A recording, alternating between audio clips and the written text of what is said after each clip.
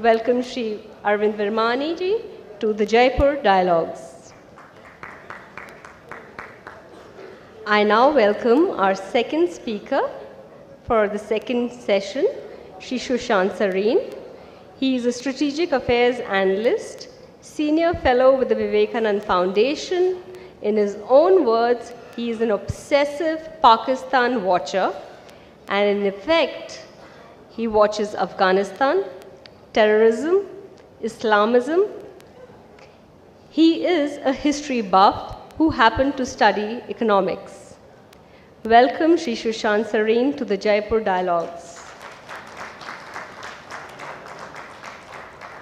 I now introduce our moderator for session number 2, Shri Yusuf Unjhawala. He is the editor of DefenseForumIndia.com, an online forum on defense and strategic affairs of India. He comments extensively on defense and geopolitics. A businessman by profession, the forum and his interests in defense and strategic affairs are his passion. He also writes for Swarajya magazine. Yusuf, the stage is yours now.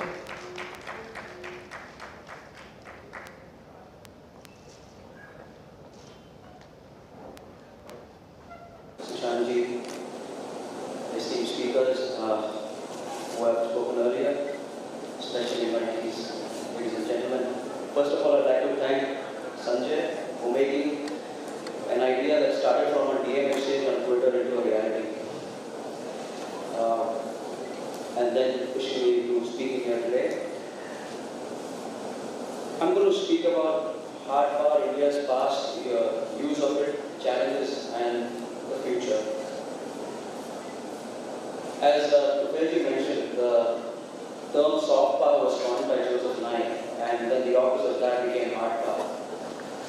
But the use of hard power has been as long as ever since man made weapons and went to war, for whatever reasons, to exercise control, dominate, and impose its will.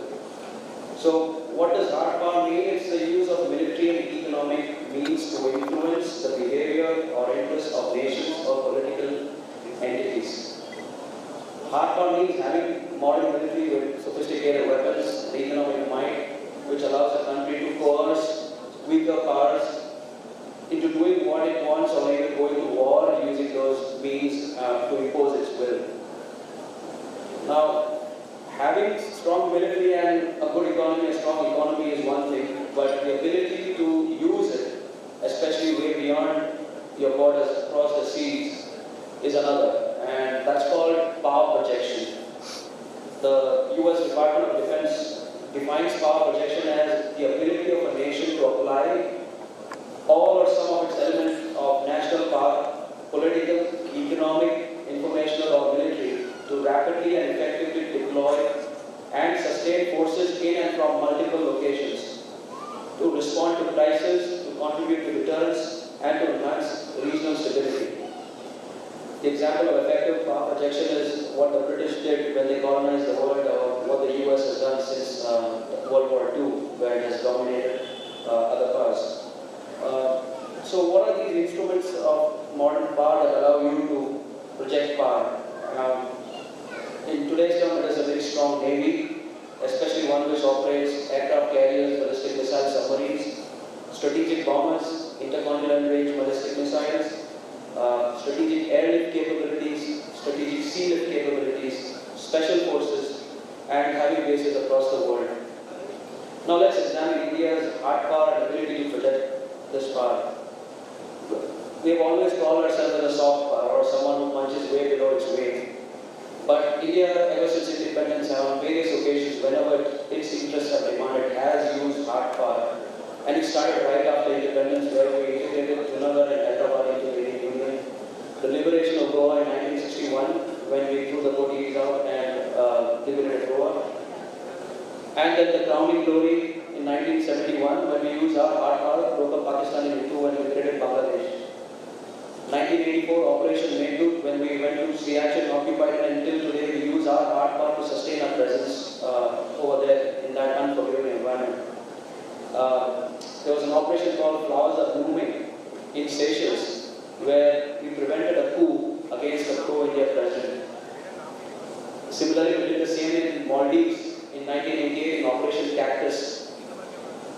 And then in 1987, in a very strong show of force, we sent air supplies, relief supplies by air over to Jaffna and informed the Sri Lankans that we are going to do this. And we sent a fighter escorts with it. And so if you guys do anything about this, we'll shoot you down. And that forced the Sri Lankans to talk to us, and then that resulted in the Sri Lanka Accord, and we sent our peacekeeping troops in. The other way that we have been projecting power in the last few years is anti-piracy operations, where we have operated ships in the Gulf of Aden. We have escorted over 3,000 merchant vessels, prevented over 40 piracy incidents, are patrolling the Malaccas, and the US invited us to do so that they could be relieved while the Operation Enduring Freedom was on. And then we have been deploying our naval assets from all the way from Mediterranean to the Pacific Ocean and exercising with the friendly powers. And this is a way of showing power that we have the ability to operate way off your own shores. More recently, we have used Special Forces operations, Myanmar and Pakistan, and today's Special Forces is recognized as a very potent form of power projection. In fact, the US has operated in over 135 countries in Special Forces operations, and these are all covert operations. Another way of power projection to show the ability to project power is using humanitarian disaster relief, which we have done a great deal in the last few years. It started really, but in 2004, India was the first mover when the earthquake and the tsunami struck the Indian Ocean region. We mobilized over 20 warships and helped Sri Lanka, Maldives, Indonesia. And this is where we realized that we need more capabilities, and that's when we ordered from the US a landing platform called the USS Trenton, which we commissioned in our forces as INS Jalashwa. And this ship actually came in handy in 2011 in Libya, which helped us extract our nationals from the conflict zone.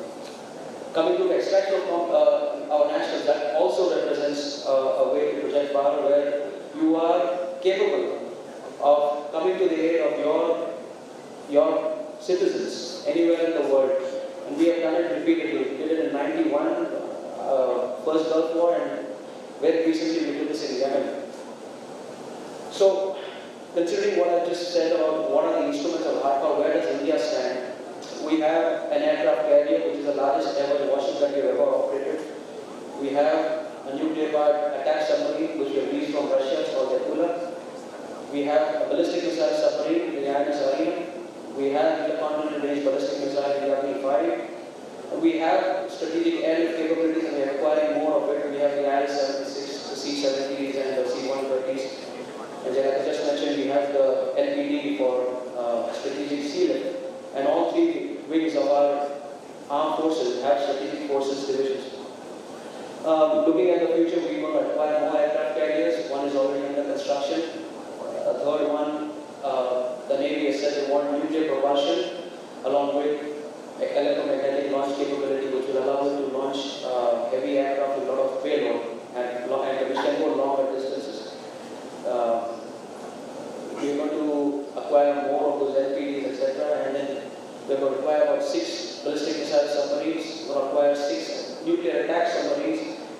And finally, we're even going to make bases. When the Prime Minister visited Mauritius and Seychelles, he finalized a deal for a couple of islands which will develop into bases in the long term.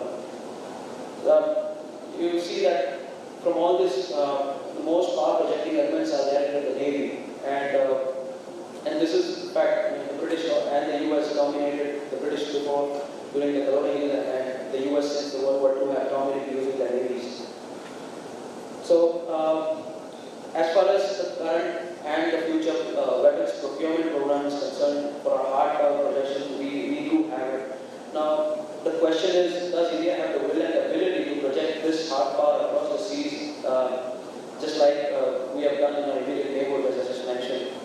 And I will just draw your attention to the statement the Prime Minister of that time, Dr. Manmohan Singh, made in 2013, when he said, and I quote, Notwithstanding the multiple challenges, country was well positioned to become a net provider of security and stability in the Indian Ocean region and beyond. And beyond, that's the word used. And the latest naval doctrine, which was released in 2015, December of last year, states that, and it starts with the name itself, it says ensuring secure seas, Indian maritime security strategy. And this is a departure from the earlier one, which says freedom to use of seas. So from freedom of use of seas, it's gone to ensuring secure seas, which is an indication that India is looking to get a bigger role in securing the Indian Ocean region and beyond. So the areas of interest are also defined in this security doctrine or this maritime doctrine, which is divided into primary and secondary areas of interest. The primary areas obviously being our shorelines, our exclusive economic zones, the Persian Gulf, the Red Sea, all the choke points which are in the Indian Ocean, which is the Hormuz, the Bab el-Mandab, the Malaccas, the Lombok, the Sunda Straits, and the southwestern Indian Ocean, where we have the Indian Ocean Islands and where we have tied up with negotiated deal with Mauritius and Seychelles for base. The secondary areas of interest are South Indian, East Indian Ocean, the Pacific, which leads to the Pacific, South and East China Sea, the Western Pacific, the Southern Indian Ocean, including Antarctica, the Mediterranean Sea, the West Coast, and any other areas where we have a diaspora. So this falls under secondary areas of interest. Now the nature of challenges, security challenges that India faces in these regions are both conventional and unconventional. Our threat from the western border is well known, doesn't need any documentation. We have a conventional superiority over Pakistan, and the Pakistanis are therefore reliant on nuclear weapons to deter us from any conventional use of force for any of the terror attacks that it commits. So it is a challenge for us as to how we use hard power, in what way do we channelize it to tackle that. 2611 and the use of sea by terrorists was another escalation of how terrorism can be used against India. It was a new route which shook us up, and that's how a lot of the maritime doctrine also incorporates securing the seas and our borders as well. The rise of ISIS, which is in our extended neighborhood, the Gulf, and we are concentrating the Gulf region, the ISIS and their rise represents a challenge for us because over 7 million of our citizens live in that region, and they remit about $25 billion a year, and more importantly, 60% of our oil supplies come from there. So these non-state actors, the challenge of a non-state actor or a non-state actor promoted by a state actor, or as in the case of Pakistan, where the state actors themselves give an alibi of being non-state actors to promote terrorism, and then they attract people transcending boundaries, and they define nation states or states as they know, which is a challenge for us, especially in our extended neighborhood. If these states, state control falls, then we will have a security challenge as well as an economic trouble. Use of hard power can fail if there is no wisdom in use. So that's what we've learned from the US action in Iraq and Afghanistan, where it uses hard power, but now we see that things are unraveled and it has failed. So the challenge is to use this hard power in a way which promotes your interest. The other challenge that we have, which is the conventional way, is the hard power of China. The Chinese have been projecting its force in our extended neighborhood, in the Indian Ocean, as well as the South and East China Sea. They have been sending naval assets, including anti-piracy operations, where they actually sent nuclear-class submarines in our neighborhood, which has actually forced us to rethink and shaken us out of our slumber. The Chinese are making a port in Gwada, which everyone is aware of. Now it's going to link it up to China, the seabed route, and it's passing through Pakistan-occupied Kashmir, which is a direct threat to us. The Gwada port itself will be a threat to us once they establish a naval base over there. The Chinese state, the entire South China Sea has gone and is drawn a thing called 9-9. Although there is a tribunal which has rejected this legality and any historic claims.